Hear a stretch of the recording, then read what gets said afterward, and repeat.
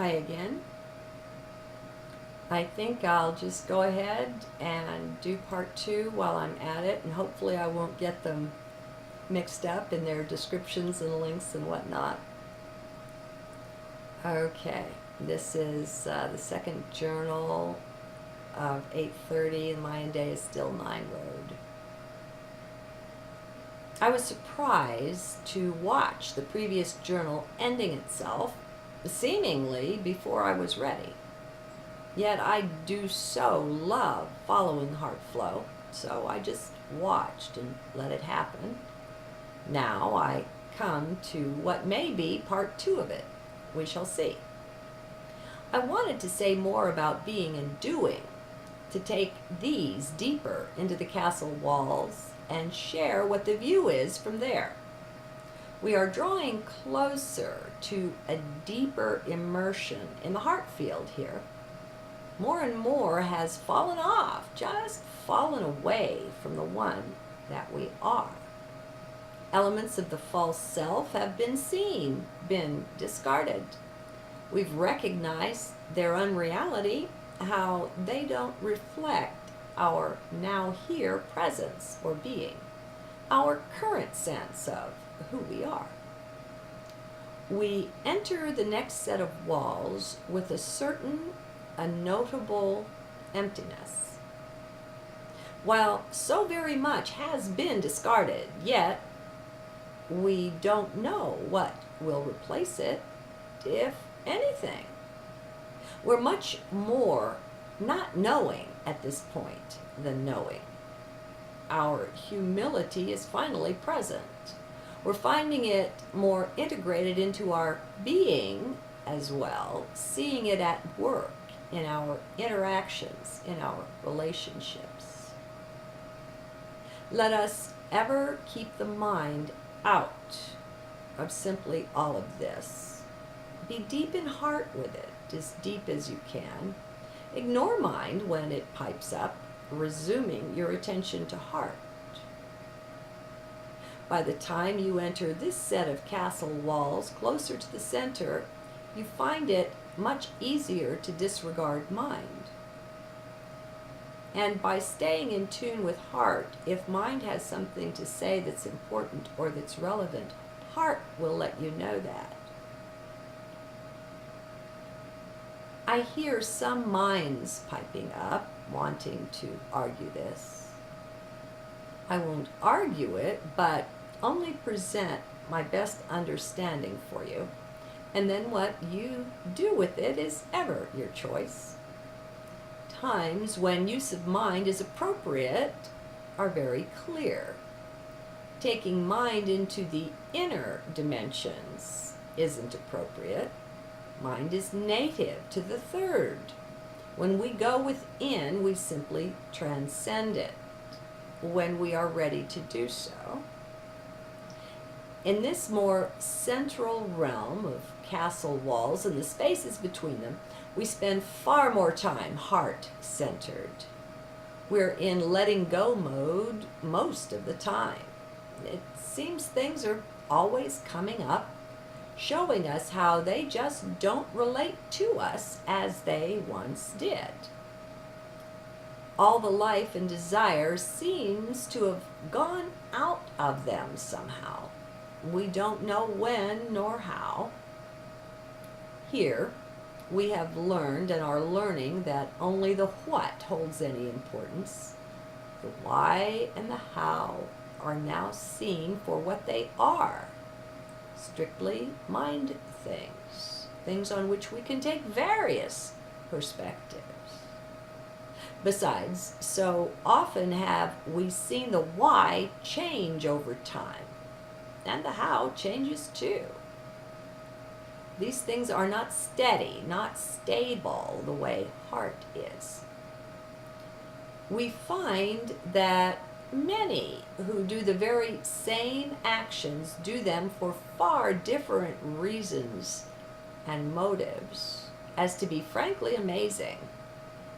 We're firm in our inability to judge any book by its cover. We know this can't be done without necessarily knowing why. It may be that now we realize that the book depends so very much on its reader.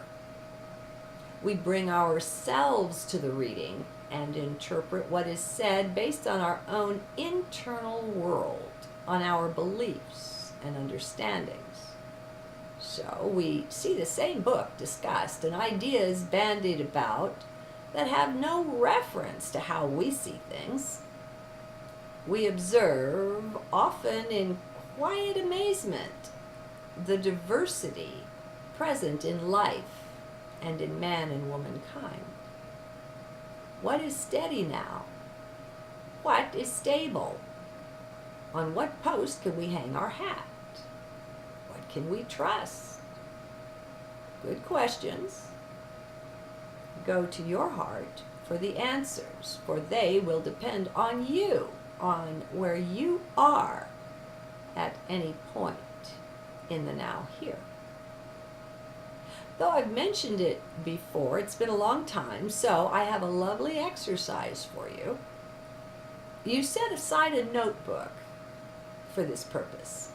You'll be making an entry once every 5 years or so. You can choose less time if you like, but 5 years provides a great contrast and much fruit. In this notebook, you don't write until you are well centered within. Then you date your entry and answer for yourself the following questions. And there are 2. If I had 3 wishes, not to include infinite wishes, what would they be? If you could literally have anything whatsoever, what would you choose? And you write down your deeply sincere answers. You may even want to ponder it for a few days before making your entry. But be sure to come as much from heart as possible near your core. The next, if you suddenly received a gift or a bequest, let's say of $1 billion, since $1 million isn't so much anymore, how would you spend it?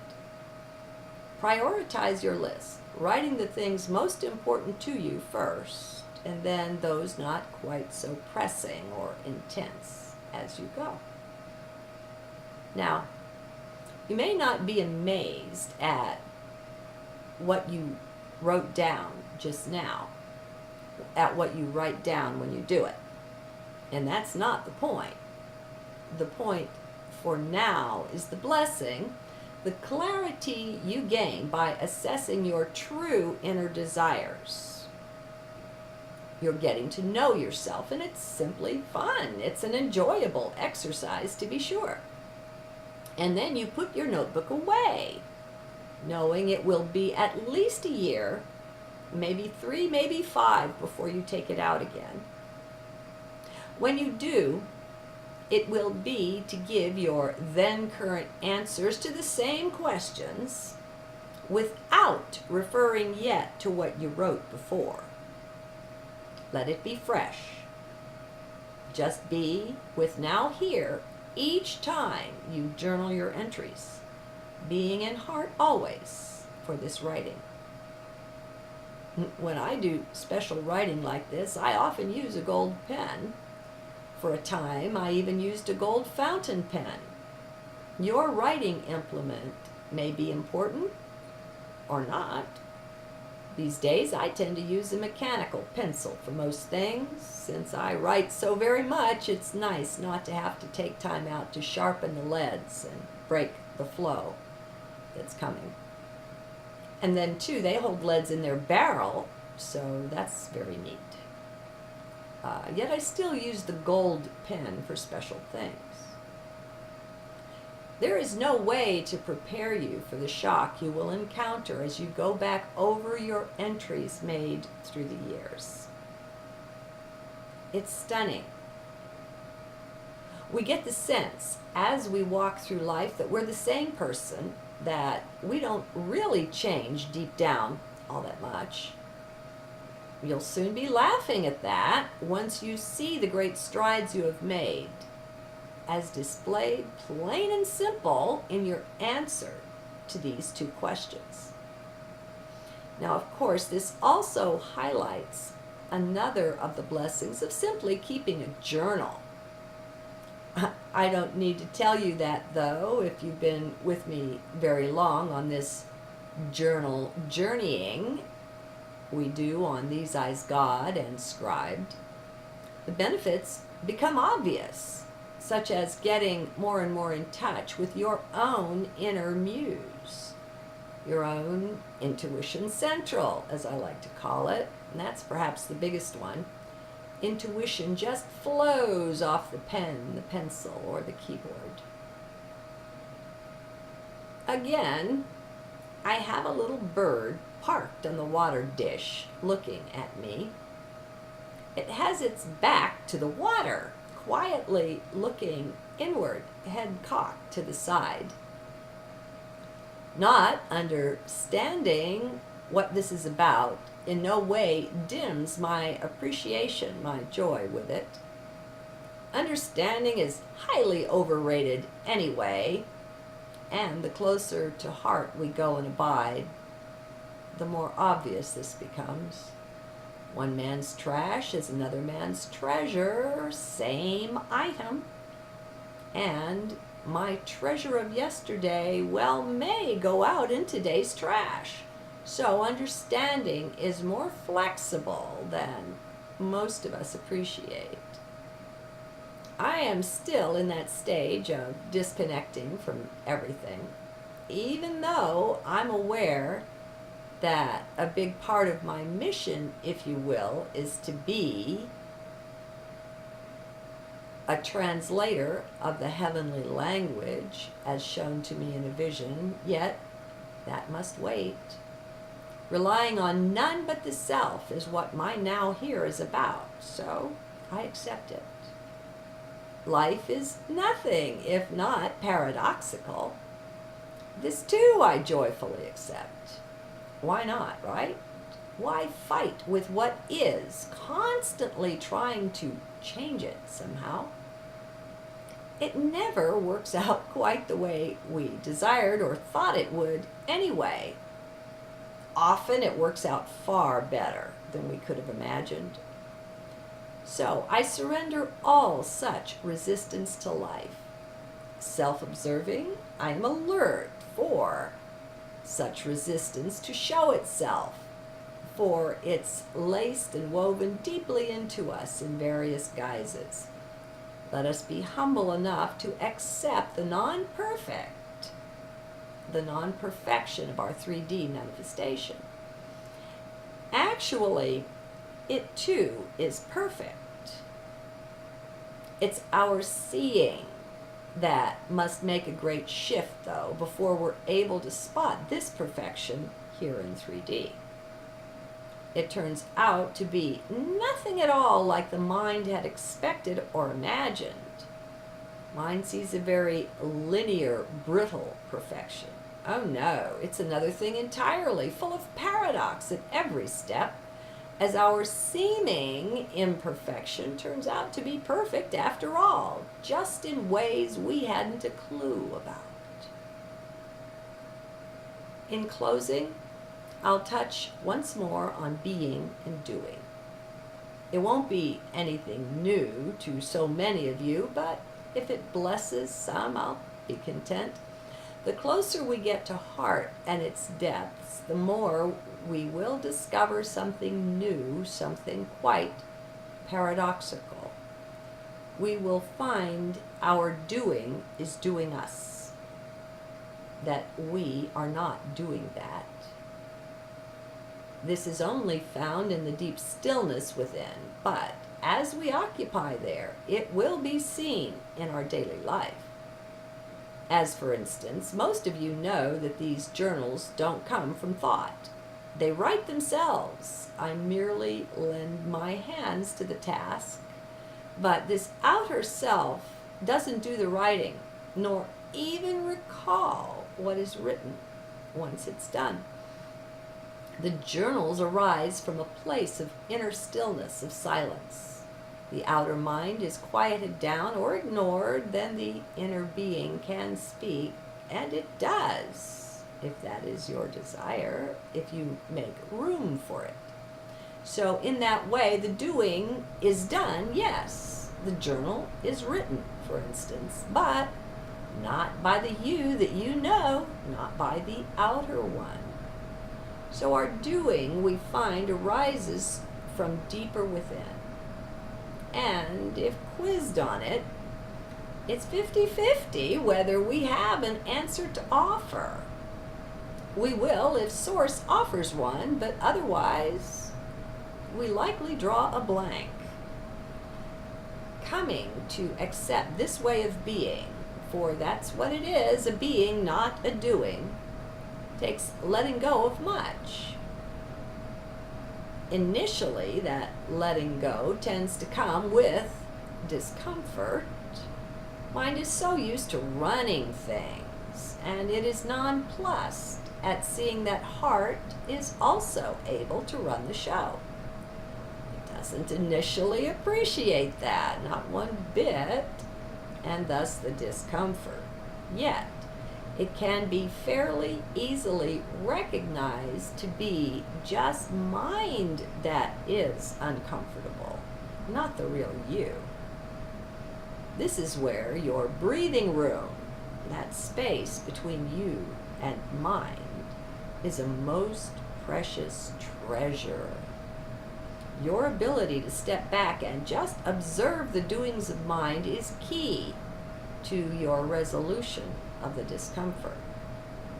And be aware that sometimes it's resolved by not being resolved. What do I mean? I mean it's quite possible to accept the discomfort and not try to change it, but just to observe. Really, when you don't know what to do, please do nothing. Just watch. Art is never in a rush, only mind is. There is no need to force your will on things. It comes down to identifying with a different you anyway, doesn't it? Self with a capital S. So, asking, who is the you who is uncomfortable, or whatever it may be, is a good measure to take in sorting it out.